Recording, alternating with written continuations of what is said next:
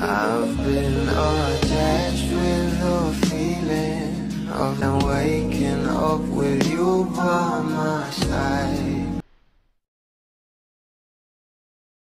Alam naman natin na dalawa nga ang magiging part ng album ng ating Bel Mariano na kung saan ang Somber ay talaga namang maraming ang humanga sa bawat kanta rito. Dahil talaga namang na LSS nga ang maraming bubbly sa talaga namang million streams ang bawat kanta sa Spotify. At ngayon nga guys ay nagpost na nga ang Star Pop PH na ilalabas na nga rin ang kadugtong ng Somber. At ito nga ay ang Solemn. At narito nga guys ang pasilip.